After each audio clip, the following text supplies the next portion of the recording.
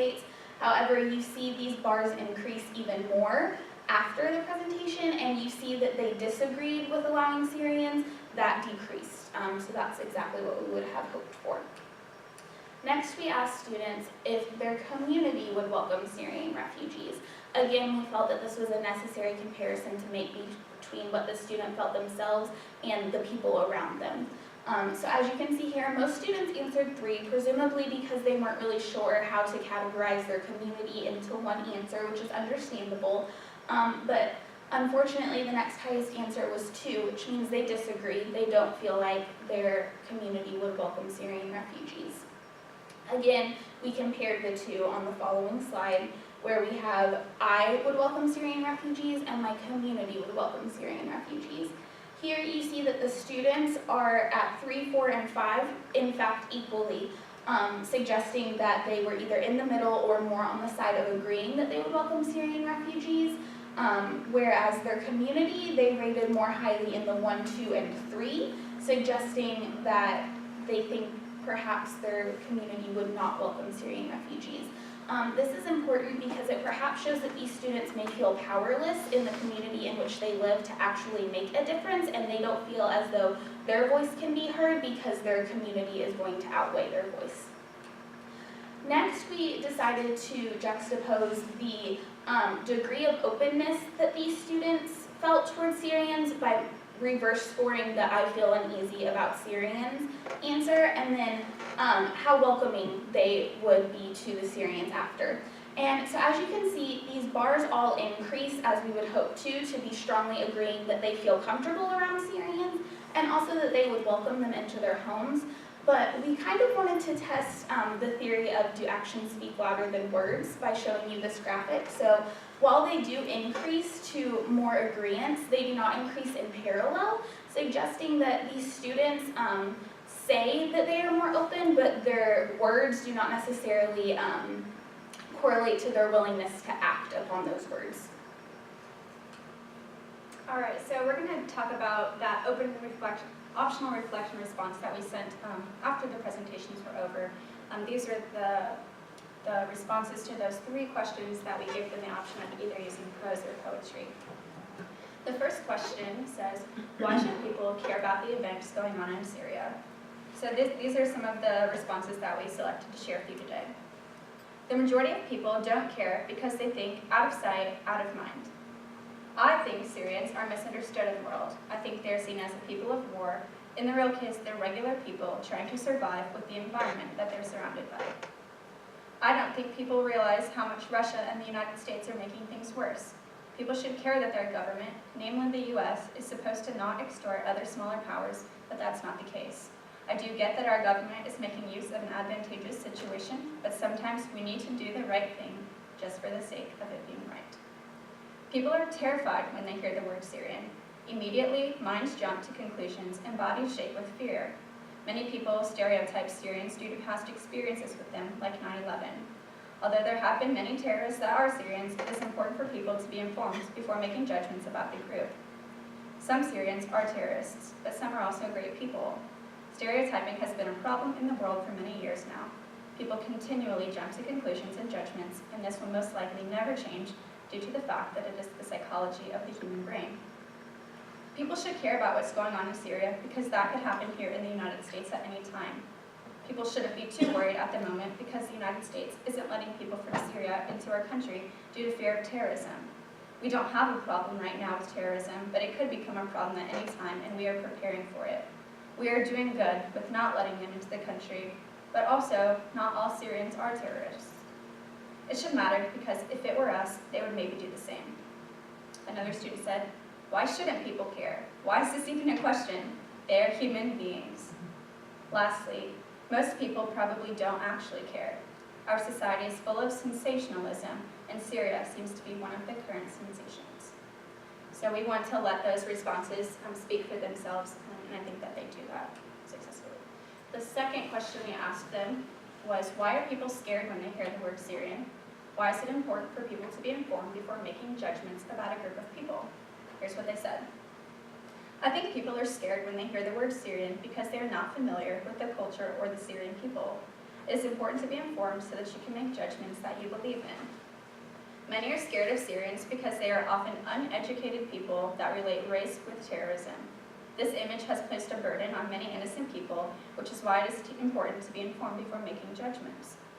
People believe Syrians are terrorists, and that if we allow them into America, it could lead to another terrorist attack. One student said that they think of ISIS. Another student said terrorists, but said that people should be informed because Syrians need a chance. Someone said, because all you hear is bad things about Syrian people. And lastly, a student said, when people hear Syrian, they think of ISIS and people being killed. I know this because that is what I thought before the presentation. Because of the presentation, I learned that some people aren't a part of this group, and people shouldn't be scared of them. The student that spoke to us told us that citizens in Syria have to choose a side, or else they are in danger of being killed. So again, we want to let those responses speak for themselves, but we would like to highlight the fact that specifically in that last response, students are indicating that they recognize a change within themselves as a result of this presentation and that discussion with Syrian students.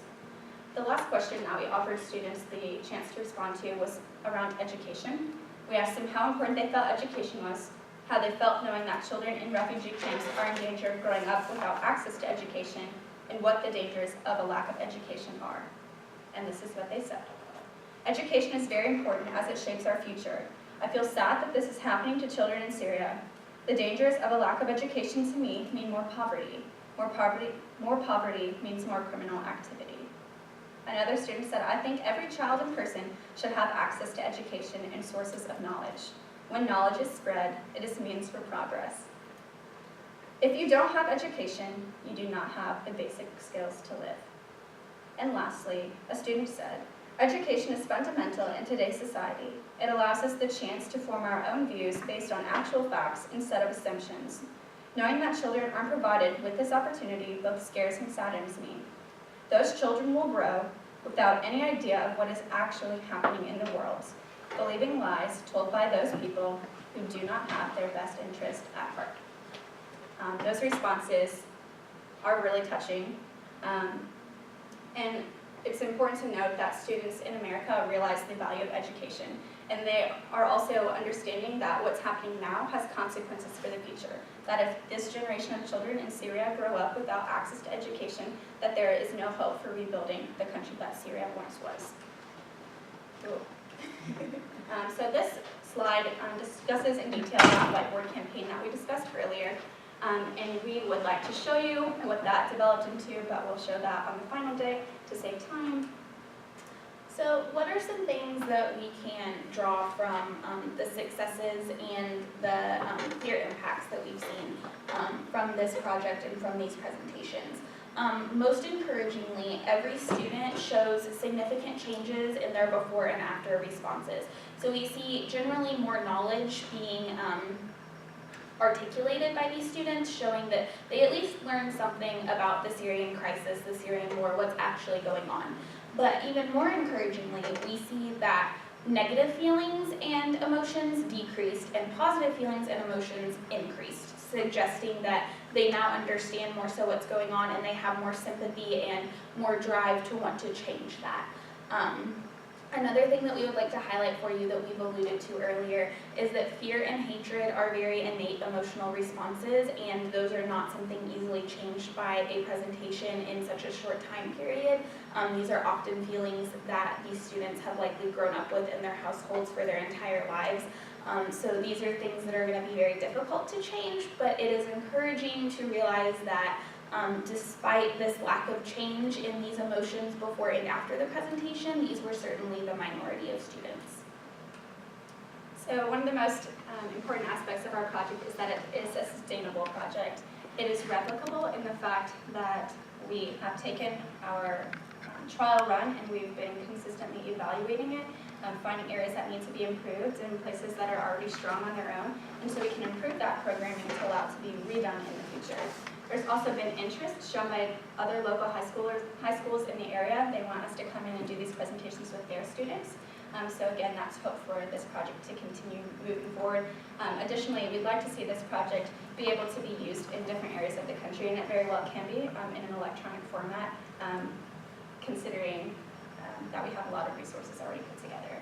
Looking at the photos and videos that we have developed throughout this project, we find that those are going to be pertinent tools that can be used for education. They don't just go away when our presentations are over. We've used them on social media, and we've partnered with Scholars for Syria to share that on their website as well. And so these things can be continuously looked at and inspiration for people who don't necessarily, who aren't necessarily impacted by our presentations themselves. Lastly, education is sustainable in and of itself.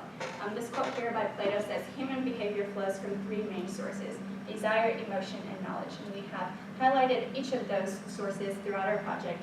Students have the desire to learn. They were engaged when we went into their classrooms. They showed emotion, an emotional response when they learned the truth and they had that knowledge. And lastly, we have armed them with this tool set to go out and make informed decisions and have important discussions that need to be had. Lastly, the fact that education is sustainable means that this knowledge can be shared continuously in a domino effect, so to speak. So really what we would like to take away from this is that there are great future implications and directions that this project can go. We've seen that it has the power to change attitudes and that the students in high schools were all really receptive to it and seem to gain a lot more knowledge and understanding of what's going on. And so we'd like that to continue because there is that need for educational intervention. If we see such drastic changes in these 5 high schools, why would we not want to do that in more high schools? There's clearly a need for that change if it is so drastic in all cases. And we hope that you can really see how much this project has impacted not only these high schools, but also us in understanding more about this crisis and what's going on in the world and getting more of that global view. But what we'd like to leave you with is not what we think in our own remarks and data and anything else like that, but actually what one of the students said in their whiteboard campaign that honestly just goes back to this idea that we so often forget in the bustle of our society today, which is just basic human rights. Thank you.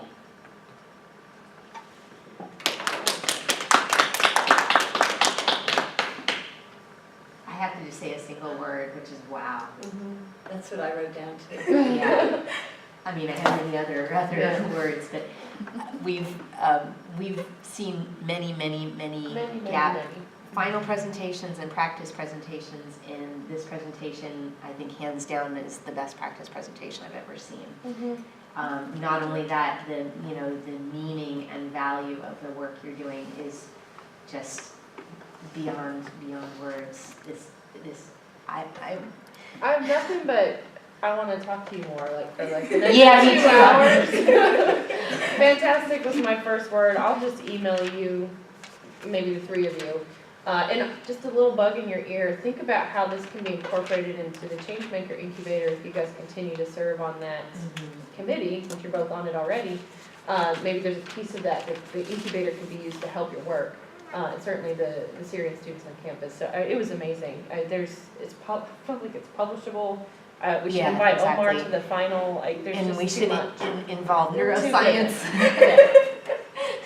How much time do we have for? We have 11 minutes before the next one. Okay. So sadly, but it's 12:49 now. I thought it's showing up as 1 on the calendar, right?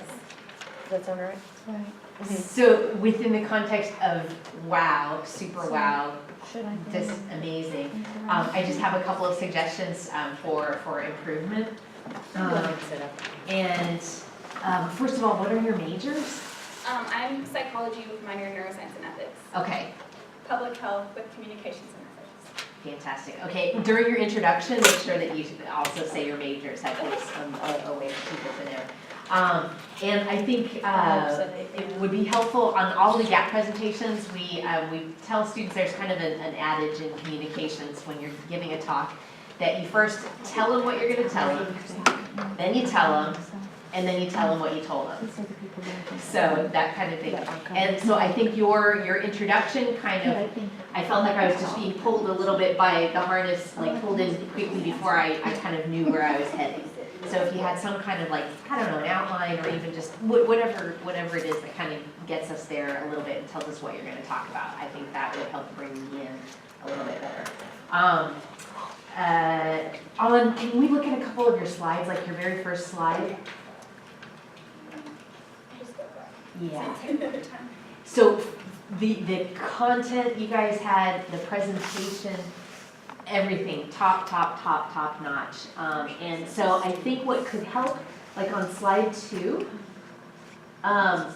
when I look at something like that with a lot of text, what I do as the viewer is I start reading, and I try to pay attention, and I'm looking at all this, and I'm trying to process it, and I'm missing all of the important, valuable things that you're saying.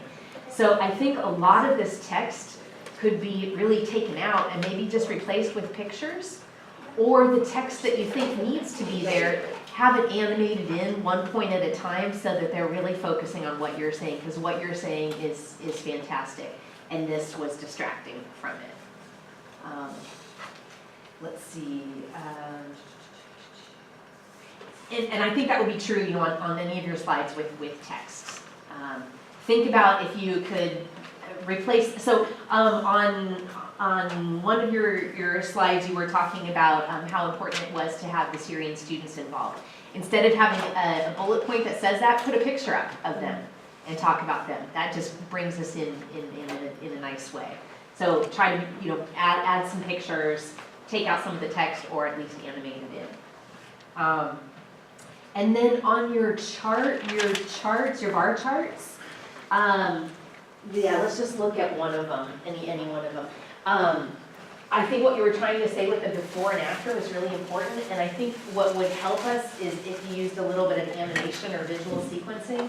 So first show, and you could use these in Excel or in PowerPoint. Okay, but you used, Microsoft. Okay, yeah, so a couple of options. Do you know how to animate pieces of a chart in? Okay, if you don't, then probably the easiest thing, and I realize you guys only have two days, so think about how much revision you want to do. But you could simply do the first chart, which would show just the blue bars, and then a new slide that has the blue and the red. That way you kind of get us there with the blue ones, and then the red ones come in, and it's easier for us to focus on the differences that you were having to use a lot of words to explain what I think would be easier if you just had 2 different visuals. Does that make sense? Yes. Okay. So I think you could do that on all of them. Oops, I sat back down in the wrong spot. Sorry, I'm doing it. Oh, no, You're not losing your mind. Okay, so it wasn't just me. I was just losing my mind. So I think that would help on all of those. And yeah, you know, my other comments are more things for next steps, like with your before and after, so you're a psychology major, have you studied the social desirability bias? Mm-hmm. Okay, so of course you know asking students things about you know, things that should be socially desirable, particularly after giving them a presentation, there's challenges in self-reports. So we could consider using neuroscience measures. So, and if we did that, publishable.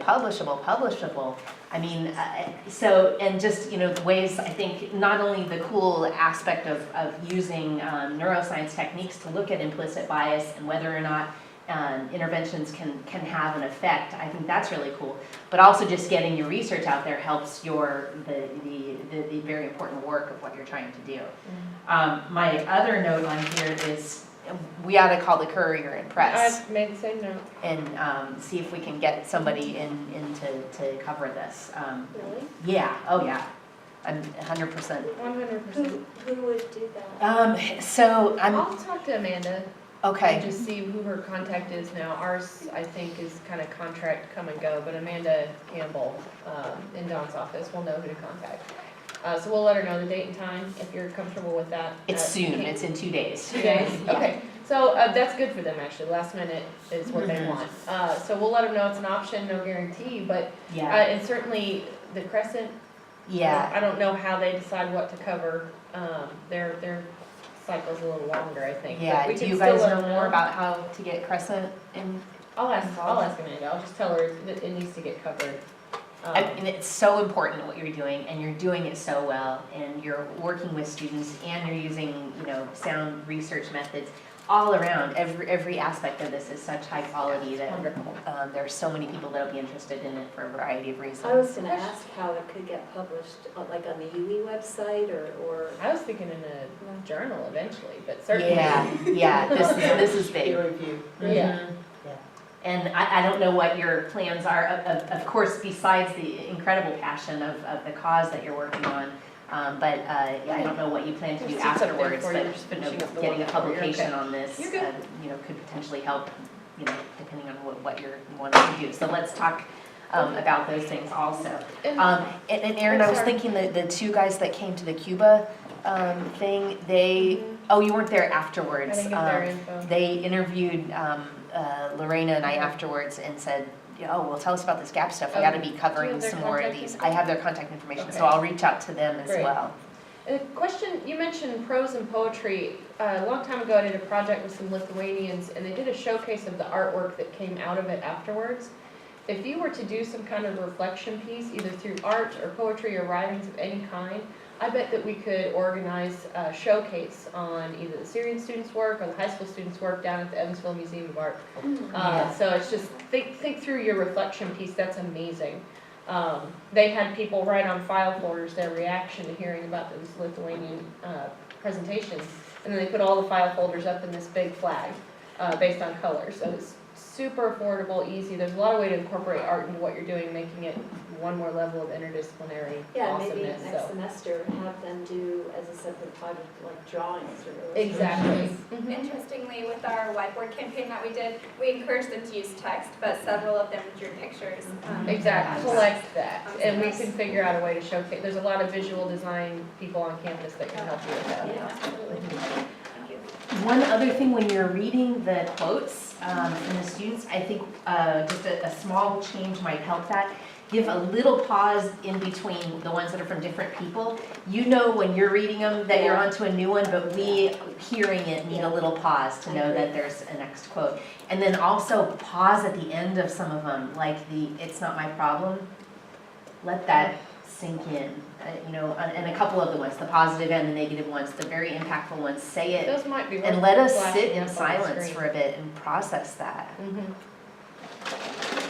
Just, I know. I'm really blown away, truly. And there's so much work here.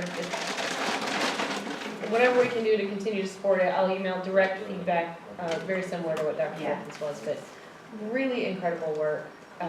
Thank you to all three of you for Yeah. doing it. I was in tears many times. Yeah, me too.